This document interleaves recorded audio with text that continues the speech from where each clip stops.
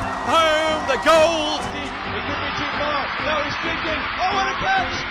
Puts a spicy forehand out in front of Naomi Morcilla. Move for the win. Team Canada. Garrett Woo! Santos with the layout grab. Oh, that fantastic grab. The claws of Chapa. Canada just became the world champions. Canada and the rest of the world, we're back here on the Huckin podcast. I'm one of your hosts, Theo from Toronto, Ontario, now living in the limestone city of Kingston. Did not know it was a limestone city. And I'm Danie from Vancouver, BC. I don't know what we're known for, just mountains and stuff and rain. And it's not together, the mountain province? And maybe, no, wouldn't Alberta be? This is not a smooth opening. It's been a while since we've been here. This is the Coast to Coast Guide to all things Canadian Ultimate. We're a little out of practice. Theo, what have you been up to all these weeks since we last chatted? I mean, first off, the varsity season has come to a close here for work, so it's been nice to not have games. Love you volleyball, love you hockey, but it's nice to have a little break here.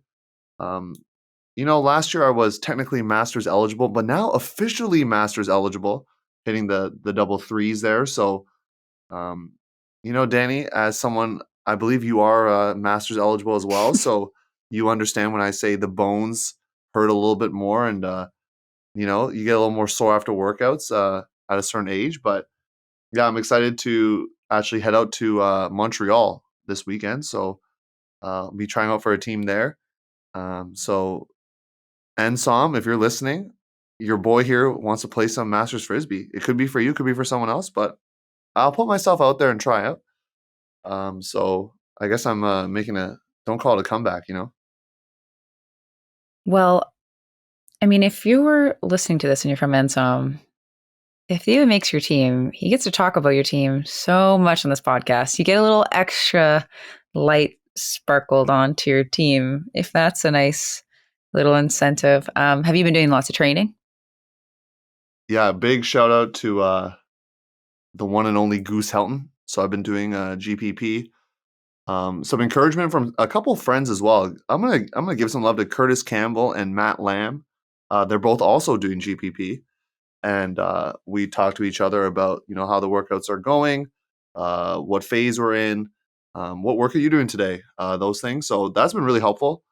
And also signed up a team for, fours ain't big in BC, but signed up a team here in Ontario for O4UC, which is happening in the limestone city on the weekend. Get this, on the weekend that I do not have varsity games. So, it's in the stars. It's in my city that I live in currently, and there's no varsity games on the schedule in a busy winter. Come on, got to put in a team. So I think it's right now it's called Soap Mistake, but I think I'm going to change it to Huckin presents Soap Mistake. So they get a sponsorship. I don't know if there's actually any benefits that go along with that sponsorship, but they get the name attached. Wear plaid. You're wearing plaid right now.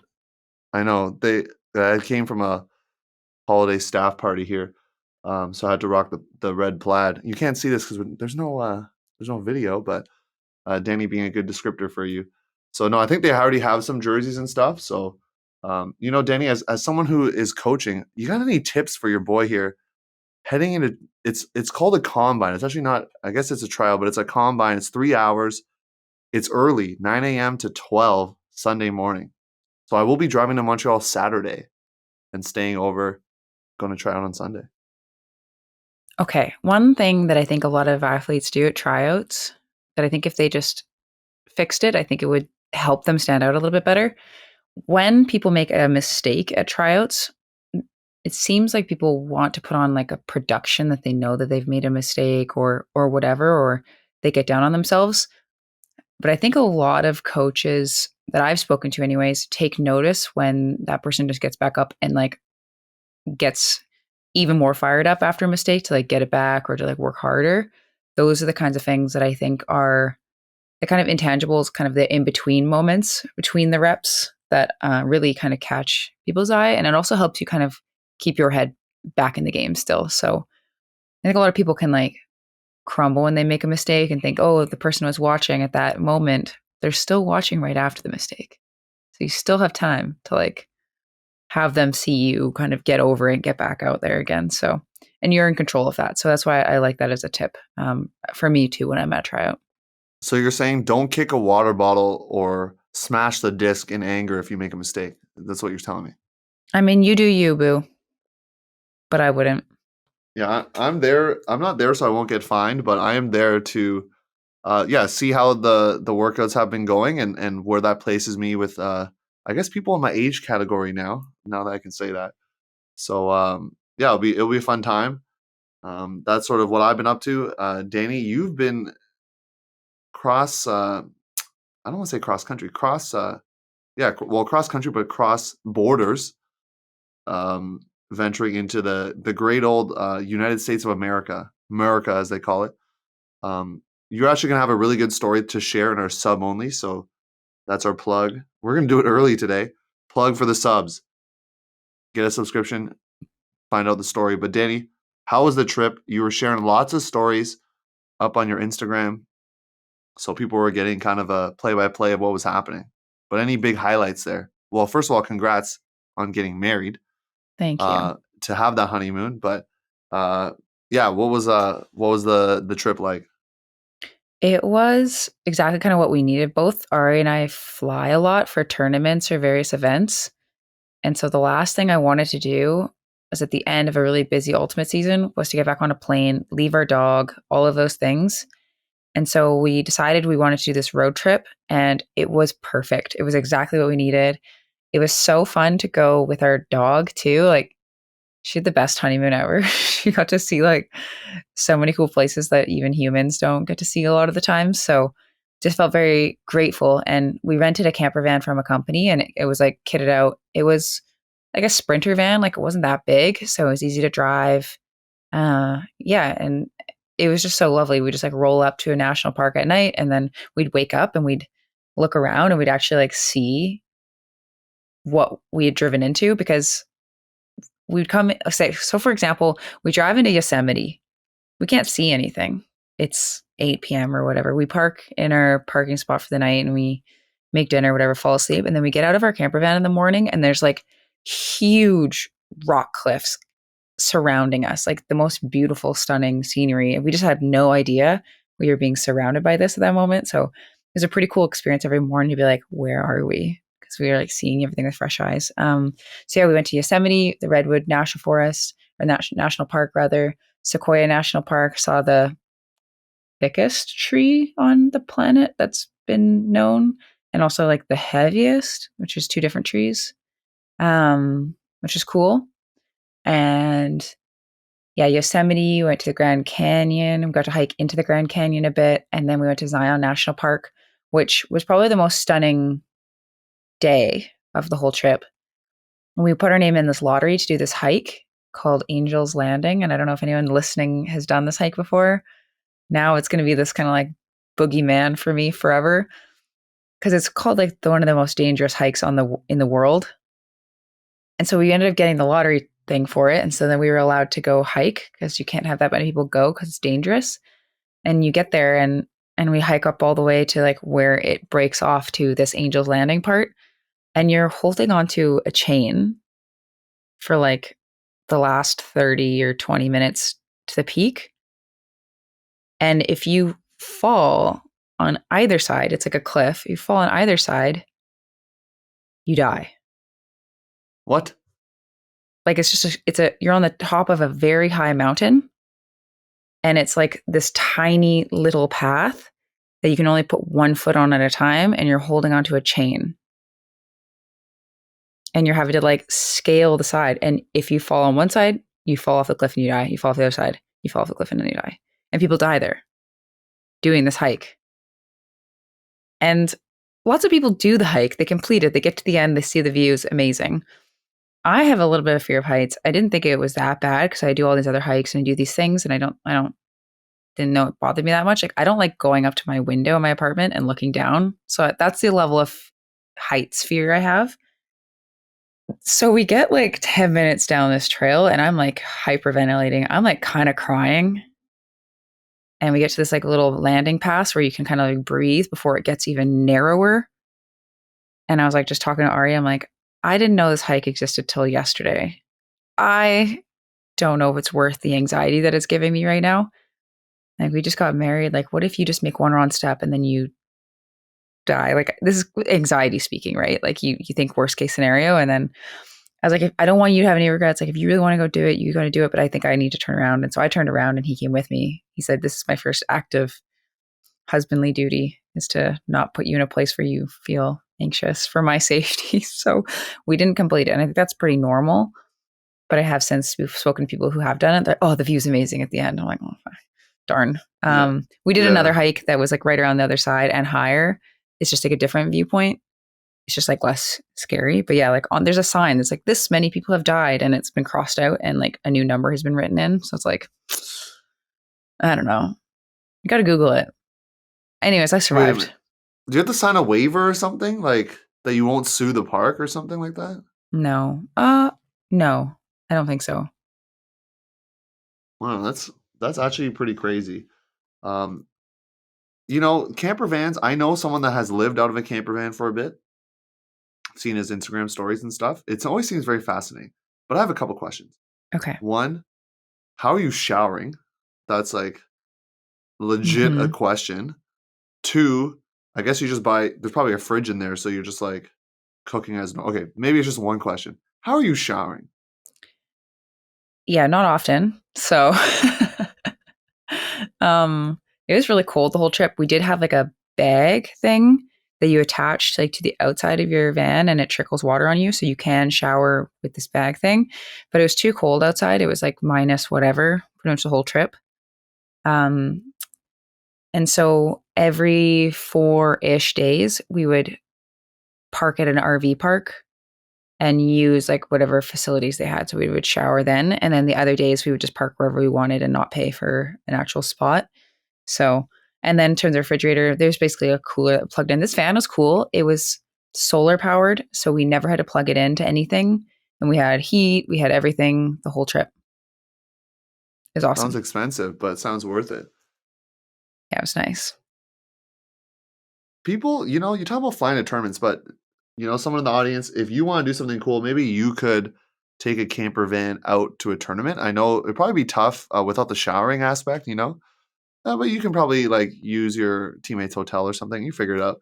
But it sounds like a pretty fun experience, especially like after a tournament. Let's say you're going to San Diego for nationals, and after you can use the van to go other places.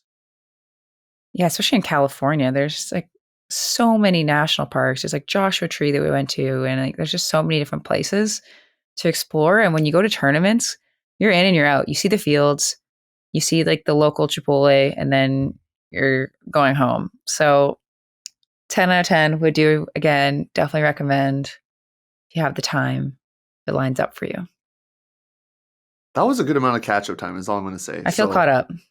Yeah, we told the audience, hey, we're going to get some catch-up time. We're going to do that right now. Or we've done that, and we're going to head over to news. There is news. I know it's off season, but there is news. So we're going to head to that right now. We now have breaking news. So starting off our news segment, my favorite division, it's the 4-on-4s. So Ultimate Canada has announced that the 2023 edition is going to be taking place in beautiful Durham, Ontario. So Durham, you'll be hosting it. And am I reading this right, Danie? A juniors division? That sounds legit. They're going to be adding it. If teams sign up, then it's going to run. It's going to be super exciting. Yeah, I know the Toronto Ultimate Club has run like a high school tournament. Before it used to be called Catch a Spirit. I think it's something else now. But getting high school athletes in there, like junior age athletes in there playing, I think that's like really cool. So kudos there. I believe there will be I think O4UC is a qualifying tournament. I think there'll be others around I know Quebec, it's all about the fours. They love it. I was talking to some people that play that. So fours is a good thing for us East Coasters or people in Manitoba that can't play outside in the same way that Vancouverians or Vancouverites, whatever you call yourselves, can do. I am very excited to see if this juniors division can happen. I think it's such good opportunities for their development to be able to play that. So very, very cool. We're going to kind of not ironically, but like we're going to talk about America here for a little bit. So USA Ultimate has announced that they're doing applications for a few spots for their beach roster teams. So for those of you that don't remember or didn't know, Beach Worlds were supposed to happen last April, and they didn't get enough teams interested. I think because of WUC and all these other things kind of happening, some teams dropped out.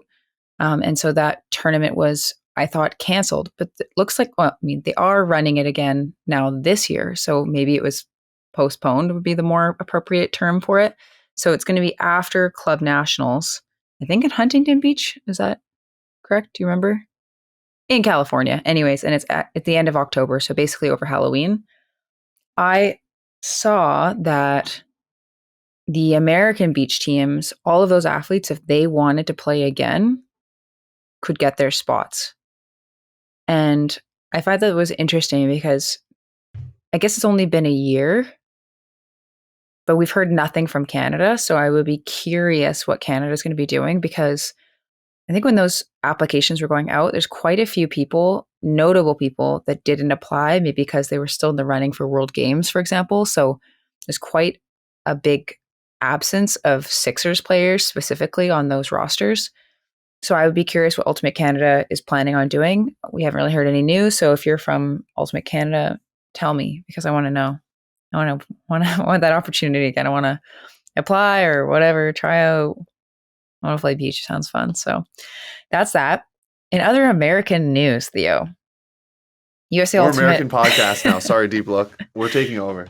I mean, Team Canada dropped our rosters, which is what we're going to be talking about a little bit later, but USA Ultimate dropped theirs like a day later. And so all three of their rosters have been posted. Theo, any impressions when you saw theirs? The impression I have of the article is I love it because like I was able to post the by the numbers on the Canadian side. So that was fun. And just kind of seeing what colleges represented. Obviously, when you got a champion like UNC out here, they're going to have, the most selections for any college. Like Don Colton's still playing U24s. Like, come on. Teresa Yu, like that's going to be a good team. What's notable is that the Canadians return more players than the Americans do. So from what I'm reading, it's Abby Hecko and Stacey Gasco are the only, and those are big time players. They're the only ones returning in general. So it's going to be a whole new group of people. Danie, I know you're coaching mixed, and if you play against the U.S., you're going to have to watch out for one of my favorite players in the college division. I've edited one of their team's videos this year. Henry Ing, he is just like he's all. You got to find someone on Team Canada to stop this beast of a player, because he is like, he played AMP, like he is a dominant player on the field. And yeah, I'm just looking at their mixed team because from the mixed perspective, I see there's some good players there. So you gotta start your scouting now, I guess, is what they say. I'm definitely more familiar on the female matching side, but now that the roster has dropped, I'm going to be paying extra attention to the men's division this college season for sure. So super exciting to see those rosters. And honestly, it makes me feel a little bit more confident because there's a lot of names that I don't know yet, and I'm going to have to learn from scratch. And I wasn't really expecting that. I was expecting that all the names would be super familiar. Like I know Ava Hanna, I know Abby Schultz, like those are familiar to me, but quite a few of them I don't know. So that makes me feel a little bit like we could pull an upset. This is the year, Theo. This is the year. Every year's the year. We want it. Who needs the triple peak for the U.S. when Canada can? We want Canada to do that. So that's the good juju we're trying to bring into the universe here for the teams. We're gonna flip it back here to Canadian Frisbee. I believe we're a Canadian podcast. So indoor fours, we didn't get to talk about you. Sorry. The Canadian Eastern Indoor University Series. It was in the Limestone City. Was too busy to go check it out. But on the women's side, McMaster, hey, you took advantage of the outdoor season. You won it. And then you have two teams in the semis. Ottawa and Guelph's also in there. And then McMaster X love the name, defeats McMaster Y 15-12 in the final. So Danie, if anyone thinks McMaster winning in the fall, maybe some people do, was a fluke, they're showing you in the indoor season, it ain't no fluke. They're a good team. They faced themselves in the finals. Yeah, because they had two, like, think about like an A team on a college, because we call That's it college true. out here. That's There's true. like 24 players. You're going to have like maybe 10 players on a fours team. So you could have your A and B or X and Y are essentially your A team. So Wow. McMaster just continuing to dominate college. I love it. I love it. I love it. So here's my plea to McMaster. Can you play in some of these Metro East tournaments this spring and show us what you got? Because we want more college teams out there playing. So please do that. Open division, Ottawa X faced Ottawa Y in the quarters. Love when, the same team plays each other.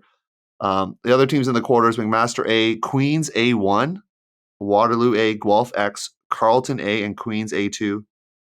Your semis were Ottawa X defeating McMaster and Carleton defeating Waterloo. Little Ottawa showdown with Ottawa X taking it. There are some Ottawa players on these U24 squads, so clearly something in the water over there in that city. No more Outlaws, but maybe you're going to make some waves in the club scene now. So congrats to Ottawa X. I know Ottawa and Carleton are usually pretty strong in fours. They're showing it right there. So there's going to be another tournament in Kingston in January. And so we'll see what other teams step up. But fours is fun. Fours is fun for the uni kids. It's another chance for them to play, especially when they can't play outdoors. Speaking of outdoor sevens, it's the worst transition ever. We have a new team in Ottawa. Ottawa is just like this hotbed for Frisbee. And now they have another women's team. So we saw Luna kind of break into the scene more recently. But now we have a team called Oz Ultimate. And you've informed me that's a playoff of Wicked, which makes so much sense. And so you see a lot of the Wicked influence in the coaching staff as well. Do you want to talk a little bit about this team? Do you have a little bit more inside information? Yeah, I had a chance to speak with Mike Belanger, a big fan of the podcast, and he was saying it's not meant to like replace a team. It's just kind of another option for players who graduate out of Wicked to go and play there.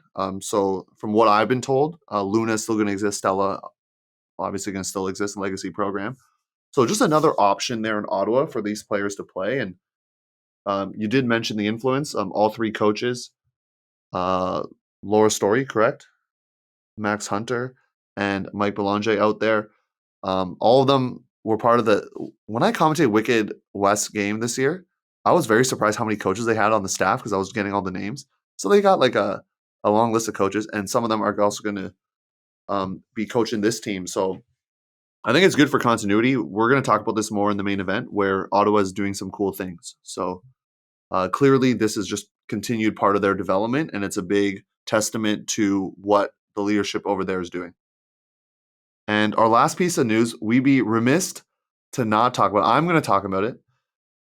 So on the coaching side or of U24s on the open team, Chris Artabello will be moving into a head coaching role. You probably saw an announcement from Ultimate Canada, I believe, last week. Edward Guo remains as an assistant coach, and someone who's been on our podcast, Morgan Hibbert. World Games Fierce, you probably know who he is. He's been added as an assistant. I try to do my due diligence as a reporter here. Got a chance to speak with Danny Saunders, the executive director of Ultimate Canada. This is the statement he gave me. It's not much, folks, but this is what he told me. After tryouts, Ultimate Canada felt a leadership change was in the best interest of the program, so a change to the head coaching position was made, and that's all we're going to give you. Clearly, pretty tight-lipped about it, which is fine. Just wish the best for the coaching staff as they kind of transition, as well as the players kind of learning about, the changes and them adjusting from that. So that's all we're really not going to talk too much about it. Going to focus on them achieving their goals here. And we're going to head right to the main event, talk about U24s. Danny's going to be able to give some good insight. I'll throw some tidbits in there as well, and we'll see you in the main event. This episode is brought to you by Be Ultimate Apparel. Based out of Vancouver, BC, Be Ultimate is climate neutral certified and designs products that are built to perform. I personally love my 2 Be Ultimate Sun hoodies, and I rock them wherever I go. If you want to learn more about Be Ultimate, start your custom team order, or check out any of their ready for purchase collection, you can head over to beultimate.ca. Hey, this is Theo. And I'm Danie, and we are wishing you and your family a Merry, Merry holiday.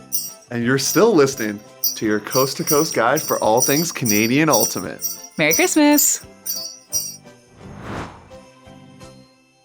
Welcome to the main event, everybody. So for those of you that read the article that kind of talked about the U24 rosters, you get to see Theo's handiwork and his stats, which was super exciting to see kind of the breakdown of where all the athletes that were selected hail from, what club teams they play for, what colleges they play for, if any, and generally what like region they come from. So there's definitely been some trends that are emerging and some shifts that have taken place. So Theo, do you want to kind of walk us through a little bit about the stats and kind of like break down all the action for us? Yeah, I mean, the big one is, a lot of people might say there potentially is it's all about the West Coast, but not this year is all I'm saying. Not this year, because BC, from my records, 2010, we're not going to count because from my knowledge, it was only 2 divisions. So if you look on Ultimate Canada's website, the results show you only open and women. So I'm just going to safely or assume there that there was only 2 divisions at the time. And so fact checker, you can tell us if we're wrong. So this is the fewest that BC has sent ever in U24 history. Quebec actually has the most ever with 18, 5 more than their previous high of 13. And then Ontario has the most since 2013 when they sent 32. So Ontario, my neck of the woods, sending out a lot of people this year. And Manitoba's still the 4th province. Got to give them some love. They're still producing some talent there and obviously did pretty well in both divisions. So in all 3 divisions, I should say, open, mixed, and women. So Danie, you had a chance to look at the stats. Anything stand out to you before we kind of talk about each team? Like about the regions that they're coming from? Because I feel like you have more like team stuff broken down, which I think is interesting too. But to talk more about the regional part, from attending both tryouts, the East tryout was definitely deeper.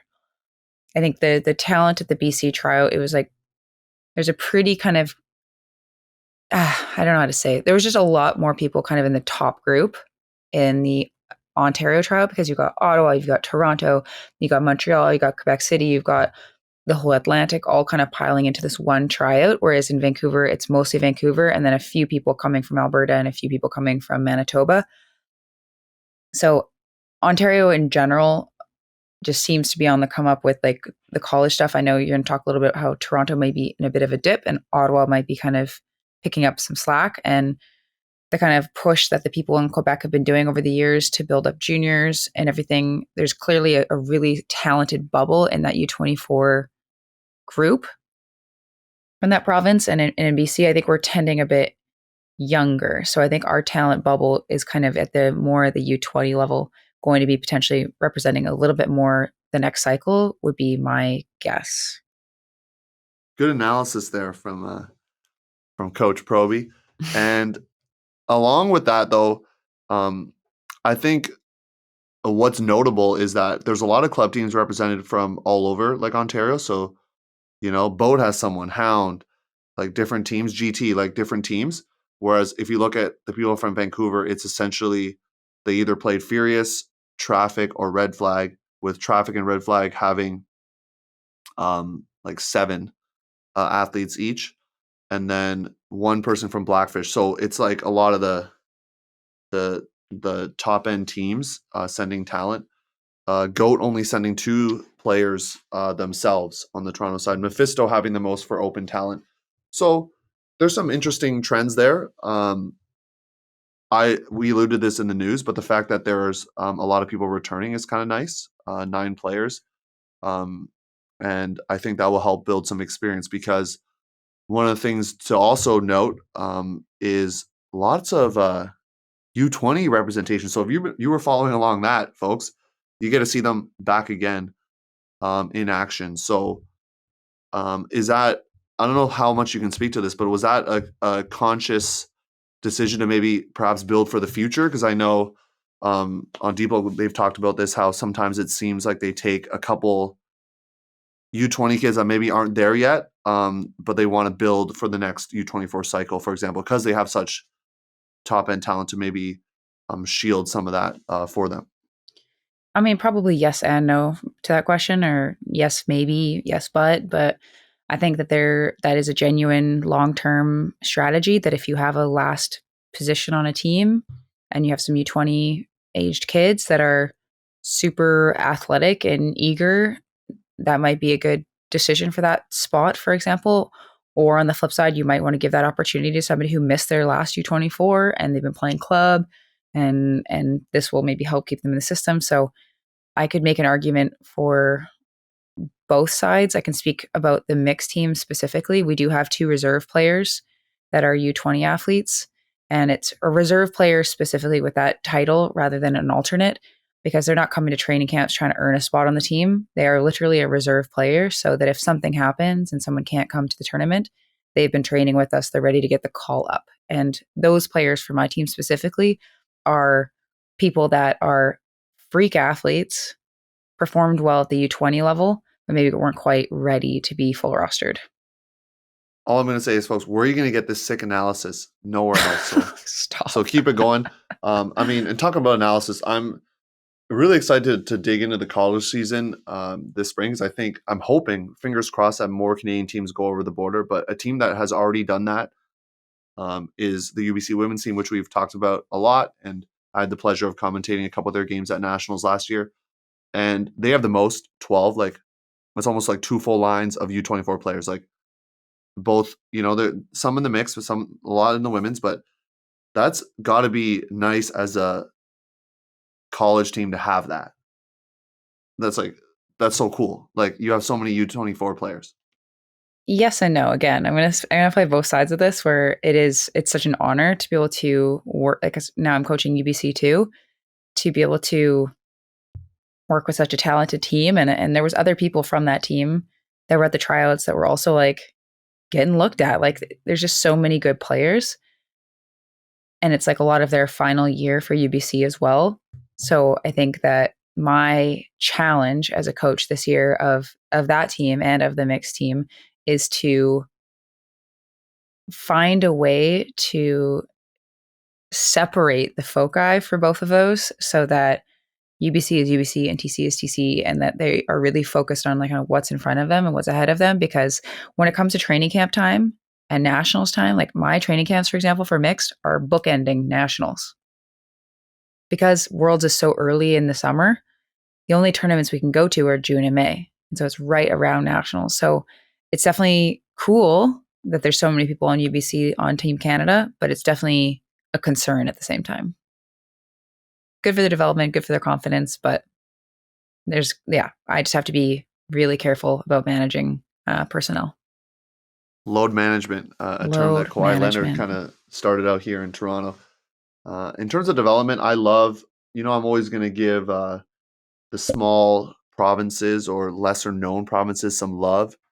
And I'm going to do that right now. So from my count, 3 provinces represented other than kind of your big 4. So what's interesting to note, though, is 2 of those players are from those provinces, but now play in bigger cities. So Madison Ummer, Maddie Young, from Saskatchewan, but now playing in Vancouver, Traffic and UBC. You got Marty Gallant, played U20s, originally from New Brunswick, but now plays out of Ottawa for the University of Ottawa and Ottawa Phoenix. And then the only true kind of small program person that's still out there, Grant McDonald, Red Circus and Halifax, making the squad on the mixed team. So you got a chance to take Grant there. Big fan of him already. He had a phenomenal tryout. I was talking to one of his coaches, and I think what was so special about Grant is that he did the big things really well, but he did the small things really well too. And I think that is rare, that you find an athlete in the under 24 category that can make big plays and small plays. That makes sense. You might hear from Grant McDonald again. We'll see. Maybe. Hoping to make a big splash there. So now we've kind of talked about the overarching stats and those things, and we're not going to sit here and read you the whole roster. That would be unnecessary. So we're going to talk about some. Every player, by the way, is a player to watch. So I'm not going to be like, hey, these are players to watch, but these are maybe some notes and things. So on the women's side, they have a few returners there, Danie, which I think is really exciting. I did not know Pepe or Penelope Robert is still eligible. I didn't know that. I didn't tell. So- I mean, I saw her application come in. I was like, that's not even fair. Come on. Who's going to stop her? And Sarah Jacobson too. I know. I was like, how are these two still eligible? But they clearly are. So that's really exciting. There is, of course, a lot of UBC representation here. Some Sixers as well. A few Sixers players. A star for U20, Tiffany Zhang out there, and really stepped into her own with Sixers as well, playing at Nationals. So getting a chance to play up here in U24s. We'll obviously have another cycle as well. But you had someone, we talked about Mika Kurahashi. She's out here. And Madison Ong. There's a lot of star power here, and I'm very excited about this team. Very excited. What's crazy is that Mika's one of the returners from 2019, and she has another cycle after this. I just feel like that's... Wait, really? Yeah. It's crazy. It's crazy. She could have played 4 U24s. It's goat behavior. Yeah, I want to do a specific shout out for 2 players right now. So Emma Ernest, if you were following along with U20 stuff, you would have noticed like, who's this child that does things a little unconventionally? Oh, wait, she's scoring on the US again. Oh, wait, she's shutting down the other team's player completely again. Oh, she's never played a 7-on-7 grass tournament before our first training camp. What? Like, it's insane, this child. And so she comes to this tryout and just impresses all the coaches for the U24 squad, ends up making a women's team. Just so much heart in that human. I adore her. And then another shout out I want to give to is Naomi Peterson, who I've known about since the 2019 tryout for the 2020 squad. I remember her kind of getting on my radar then. I thought she was a really talented handler player at the time. And then I wasn't at the East tryout for this last U20 squad, but I did interact with her a little bit at No Borders and kind of got to see her play with Stella this year as well. And so the fact that she can have that kind of experience of not making the squad for U20 and then make women's and have the year that she did on Stella is just really commendable. And I think that for a lot of people that didn't make teams, this is something that you can do too. You just have to keep grinding. You have to keep working for it. And I think she's going to have an amazing season on Team Canada. So I'm really oddly proud of her. Don't really know her, but you go, girl. She may slide into your DMs and say thanks. I mean, we kind of know each other, but. Okay.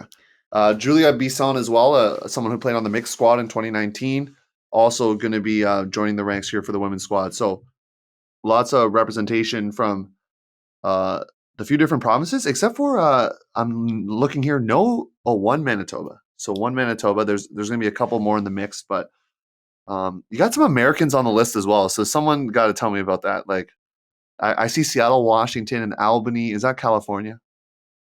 I think so. So looks like those are your UBC players, I believe, probably dual citizens. I know we've seen the Nordens play for Team Canada as well, which is really cool. Going to be another dual citizen to talk about as we go into the mixed squad. So I think anyone who listens to the podcast knows I'm, at least in the spring last year, I was all about hyping up McGill, loving Mutt, their name, and just hyping them up, especially their finish at Centex. One of their players that drives that bus is Calvin Colberry. So Austin, Texas owned. He's rocking the shades when he plays, looking swaggy out there. So you took Calvin on the mixed team. Very excited about that. Dan, I'm not going to put you in the awkward position of giving shout outs to your own squad. So I'll do it. No, I'll do it if you ask me to. Oh, you'll do it. Okay. Well, podcast audience, you get a treat. Okay. Danie, I'll let you go. Okay. So, well, first of all, thanks, Calvin, because I know he had a tryout for the Team USA too. So we got to swag him and snag him from that team. So that was great. I do want to shout out also Brianna Prentice, because I think she's also somebody that's been on my radar for a while and has always been kind of on the cusp. And didn't get her last U24 kind of opportunity. So I was really impressed with how she played at the tryout, and I'm excited to see how she can play on this team. She's got big throws and isn't afraid to use them, and that is something that I like quite a bit. Another thing is interesting. I don't know how many times siblings are on the same team if they're not like twins, but I have both Emily and Caitlin Cho from Winnipeg, and if you know either of these children, they're wild, and I'm like excited and terrified for making the decision to take both of them, but time will tell. So those two are I'm just excited. I think so much of the team that I picked, I'm really proud of not only how they play, but kind of how they are off the field. And I'm already seeing that kind of in our Slack group. They're just the cutest. I love it. I should probably shout out some male matching players too, I guess. I mean, I already talked about Grant, and Justin Luo is one of my favorites from the U20 cycle as well. I think the way he plays is just a level of maturity that I haven't seen someone that age before. And I'm excited for these guys from Quebec. I haven't seen them play too much, but they are explosive. They're foaming at the mouth. So that's Julian, and we got Charles as well. I'm really excited. You picked a very geographically diverse squad. A couple returners are Megan Gillis playing again on the mixed team. That's a huge player that I know is going to get a lot of minutes for your squad there. Definitely.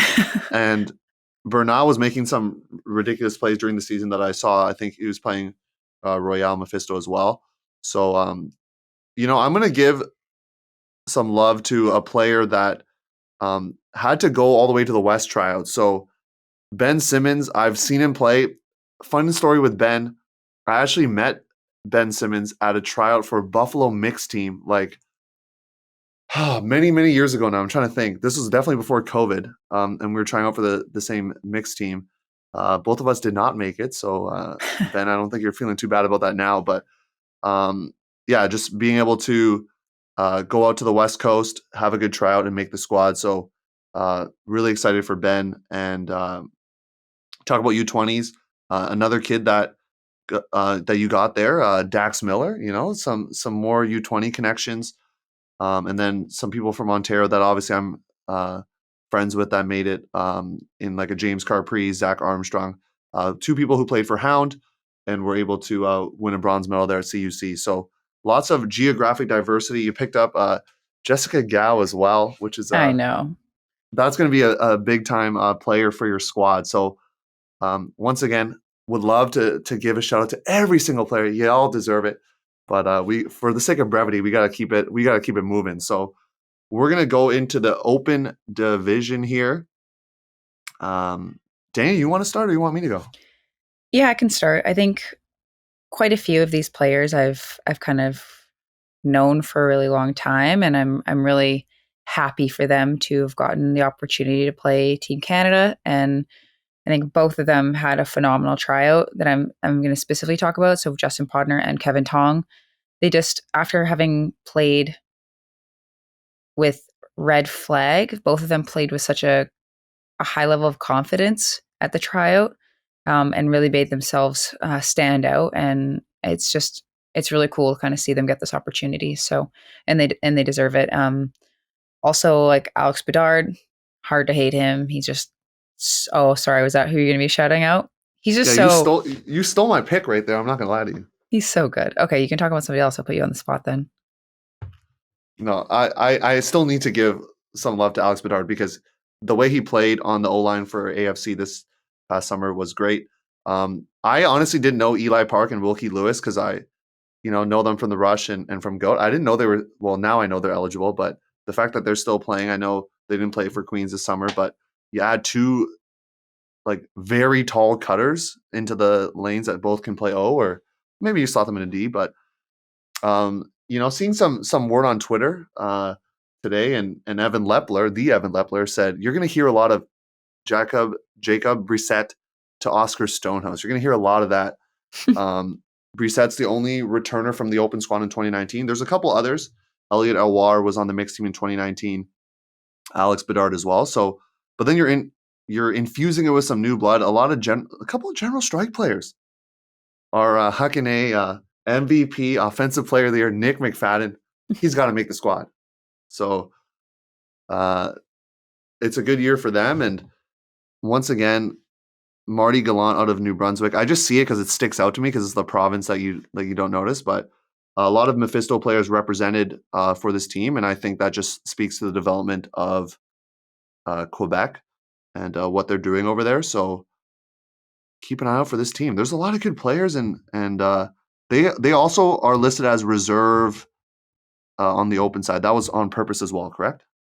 Yeah. So I think a couple of the players that they're the two of the players that are on the reserve squad for open were not able to do the tryout. So I don't know if they're seeing reserve as the same as our mixed team. I cannot speak on behalf of the open team. But I know that those two players that were not able to try out are on the reserve for that squad and are very good players. So time will tell. What's interesting too is there's a couple Furious players in there. I think I count 3. Yeah. And a 2 GOAT and 5 Mephisto, but there's other teams represented. So I like that little mix. You got some Ottawa Phoenix represented, Ian Wallace, Brendan Addie Bay as well.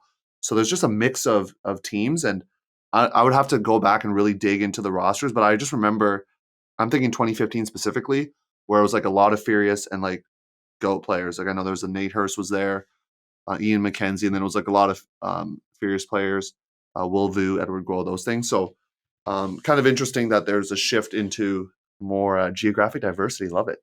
I think it just helps those communities, right? That a lot of these top teams, people like me play well into their 30s sometimes, or it's becoming more possible with people being smarter about training and all these different things. And so there's just less players on some of these top teams because there's less space for them. And it might actually be impacting stuff happening at the U24 level. For example, like Traffic was the youngest team at American Nationals last year, and we have a higher representation on U24 than any other team. I think that makes sense. But if you look at a team like Furious, only having the 3 people represented this cycle, I think, and there's less male matching players making it from BC. Maybe they're just getting a little bit less opportunities at the high level. Time will tell again. It's true. The last thing I want to talk about is something we've discussed multiple times, which is like kind of the burnout aspect. A fun exercise was going through the old rosters and even being able to dig up 2010 rosters. And so I had a chance to look at it, and 2010 was a long time ago, right? That's like they were U23, so yeah, it was a long time ago. These players are playing into their 30s now. But just the fact that if you look at the list, there's a lot of them not playing anymore. That's just interesting to me. I know it's been 10 years, but like even if you look at the 2013 rosters, a lot of them aren't playing. Like there's multiple players that you can see that you probably don't recognize that you realize like haven't played high level club. So just a note, because we know the players that play U20s, U23s, they're playing high level club, perhaps semi-pro as well. It's just a lot on the body. And it is. And a lot of people just want to retire after college or retire after juniors. So they just want to start a family or their career. Their life is an ultimate, and that's okay. I don't know what that means. I don't know what that is, what life is or that ultimate. But if that's what you want to do, have at it. Like I'm looking at Dan, I'm not sure if you're looking at this right now, but I'm looking at the U23 Open team from 2010. And I'm trying to find a player that still plays. Like there's a couple that still play, but a lot of them have long retired. Yeah, some of them play Masters. Nate Dandurand still plays Masters, I believe. Yeah, but you look at some of the names on this list, like a Cam Harris, Mark Lloyd, Thompson McKnight did play for GOAT this past summer. Blair Underhill, that's a West Coast name right there. Yeah, so Kev's older brother. Yeah, so even looking at the women's side, there's I think fewer names that I recognize, but Jordan Marin, for example, is on that team, is now coaching. Renee Calabata, though, is still out there killing it. Rena, sorry, Rena, got your name wrong there. Still winning a title. So all I'm saying is it's fun to look back at old rosters, folks. Go and do it and see players that you recognize. and where they're at now. I always find that's a fun exercise. Whew. This was supposed to be a short episode, Theo, but we really like to talk to each other, don't we? It's been a long time. We missed each other. But we're going to take a quick break and we're going to head to the outro. We're going to say some stuff about subscribers. Theo's going to say something about Instagram, and we'll see you there.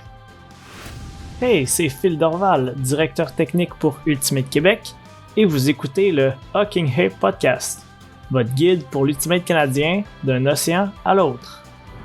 Thank you, everyone, for tuning in. Theo, it is your time now to talk about all those things. We're still over 2,000 followers on Instagram. Let's get to the hashtag road to 3K. Please help us. Follow us on Instagram. Most likely, if you're listening to this, you already do. But if you don't have Instagram, you're maybe in an older demographic that doesn't use Instagram. Just create one just to follow us. Or a younger demographic.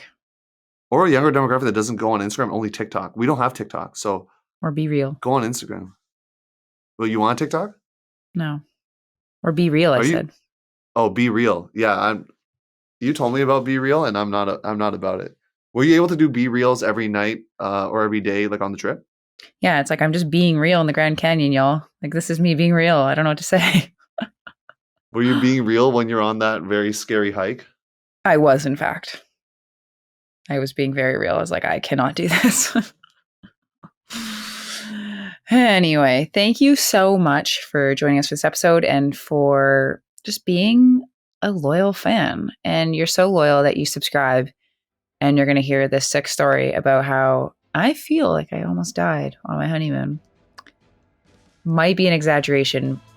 You can be the judge, but you have to head to the subscriber only section to find out. Otherwise, we are going to be interviewing a couple athletes next week that made the U24 squad. So make sure to tune into that to kind of hear about how the whole experience was for them, the highs, the lows, everything in between. So thanks again for tuning in, and we'll see you next week.